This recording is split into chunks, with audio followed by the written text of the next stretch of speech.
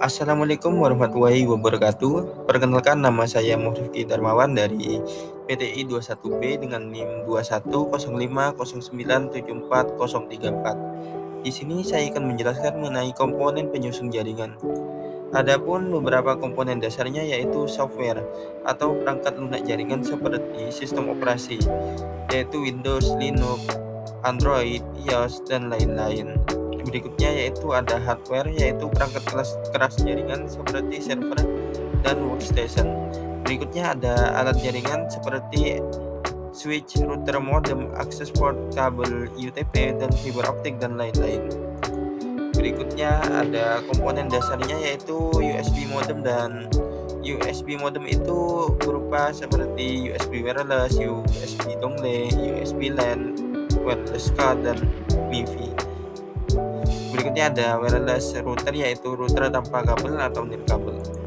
Berikutnya di sini pada komponen dasarnya terdapat berbagai macam seperti switch pada gambar pertama atau hub. Berikutnya ada router, kabel UTP, fiber optik, konektor 45RJ, dan kabel STP.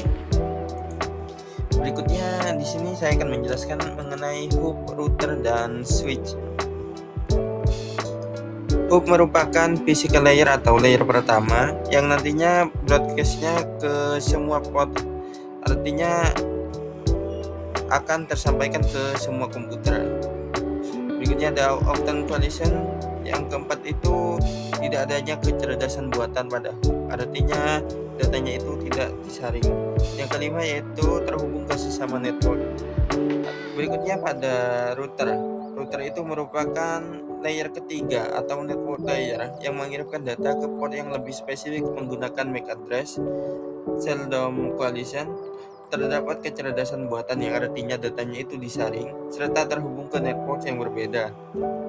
Berikutnya ada switch. Switch itu merupakan data link layer atau layer kedua yang mengirimkan data ke port yang lebih spesifik menggunakan MAC address, yaitu Seldom Coalition. Yang keempat terdapat kecerdasan buatan, artinya datanya tersaring. Yang kelima yaitu terhubung ke sesama network. Perbedaan dari switch dan router itu pada poin kelima, yaitu kalau switch itu terhubung ke sesama network, sedangkan untuk router terhubung ke network yang berbeda. Berikutnya ada modern modem, yaitu yang merupakan singkatan dari modulator demodulator, yang artinya konversi sinyal dari sinyal analog ke sinyal digital. Begitu juga dengan sebaliknya, yaitu dari sinyal digital menjadi sinyal analog. Berikutnya ada kabel UTP dan kabel STP. Kabel STP merupakan Shield Twister Pair yang artinya memiliki pelindung di dalamnya sehingga lebih aman. Sedangkan untuk kabel yang UTP ini merupakan kabel Unshielded Twister Pair yang artinya tidak terdapat pelindung, seperti itu. Berikutnya ada standar warna kabel, yaitu ada standar internasional, yaitu kabel 568A dan 568B, seperti ini warnanya. Berikutnya yaitu tipe susunan kabel twisted pair. Ada dua, yaitu ada crossover dan straight ya. Terus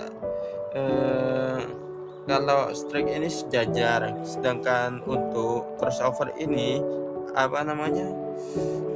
berseberangan. Seperti pada bagian gambar yang kanan itu, kalau straight kan sejajar, kalau crossover itu berseberangan, seperti itu. Ini pada gambar yang sebelah kiri itu untuk warnanya ya. Dan untuk yang gambar yang kanan itu ada keterangan RX, TX, dan lain-lain. Itu TX merupakan transfer data, RX itu merupakan artinya itu menerima data. Dan biasanya strike ini digunakan untuk menyambung PC ke switch, sedangkan crossover ini untuk digunakan untuk menyambung PC ke PC. Berikutnya ada kategori kabel. Kategori kabel ini ada bermacam-macam, ada kategori 8, 3, 5, 5E, 6, 6A, 7 dan lain-lain.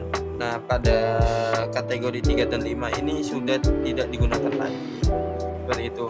Dan di sini juga disebutkan mengenai speed atau kecepatan dari kategori kabel ini. Seperti kategori 5E yaitu kecepatannya 1 Gbps itu. Berikutnya ada struktur dari kabel fiber optik yaitu ada jaket. Jaket itu lapisan paling luas sebagai pelindung utama kabel fiber optik. Nah, berikutnya yaitu ada buffer. Buffer itu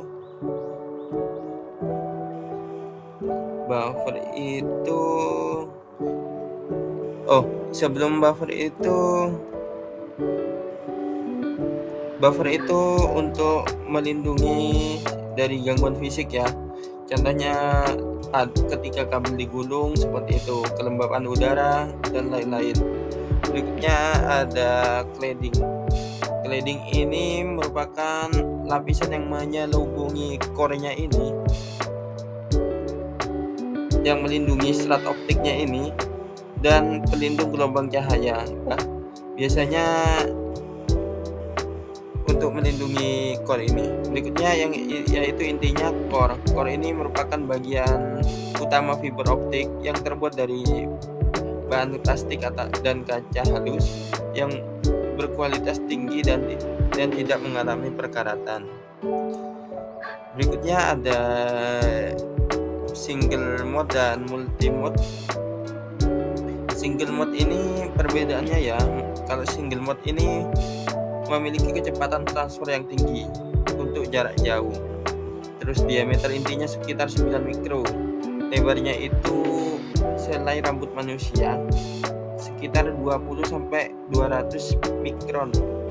Berikutnya yaitu cahaya yang dihasilkan laser melewati satu jalur. Terus cahayanya tidak menyebar saat sinyal bergerak, terus dapat membawa sinyal bermil-mil jauhnya sebelum berulang. Lebih baik untuk jarak jauh seperti koneksi WAN merupakan tulang punggung dari internet. Berikutnya yaitu pada multimode ini biasanya berisi inti yang diameternya lebih besar dari serat single mode. Laser atau LED menghasilkan gelombang cahaya yang bergerak pada sudut yang berbeda. Berikutnya yaitu pada distorsi modal. Berikutnya yaitu lebih baik untuk digunakan pada jarak dekat. Biasanya kabelnya itu berwarna orange. Berikutnya yaitu ada fiber optik versus twister pair. Kalau fiber optik itu keuntungannya itu kecepatannya sangat tinggi sampai 10 GB per detik, terus resistensi kebisingan yang sangat tinggi, keamanan yang sangat baik, serta mampu membawa sinyal untuk jarak yang lebih jauh. Kekurangannya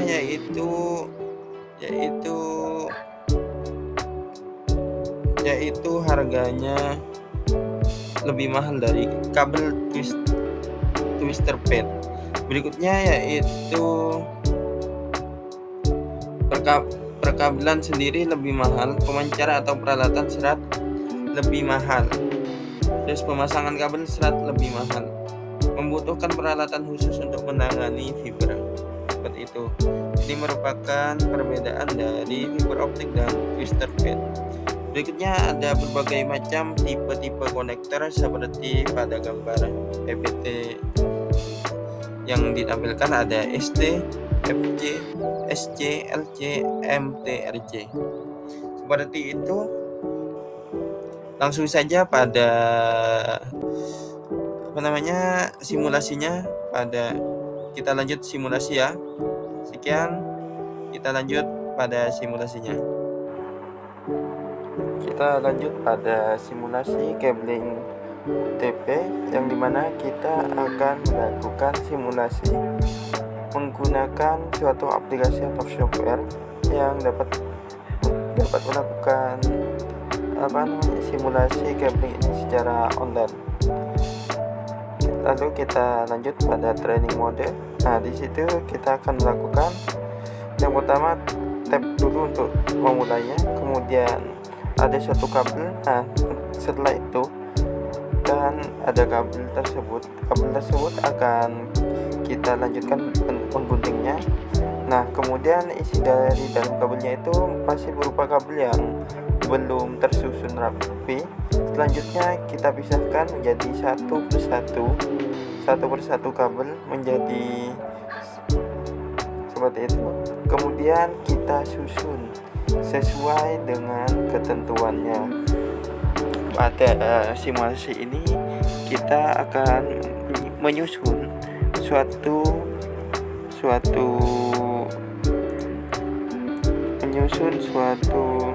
kabel dengan crossover itu yang kabel yang 568B, yaitu dengan kita menyusunnya dengan yang warna kuning putih, kemudian kuning full, kemudian hijau putih, kemudian biru putih, kemudian hijau full, kemudian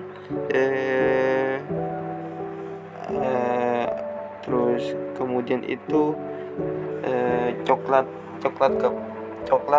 campur putih, kemudian yang terakhir itu ada coklat full coklat. Berikutnya kita ambil komponen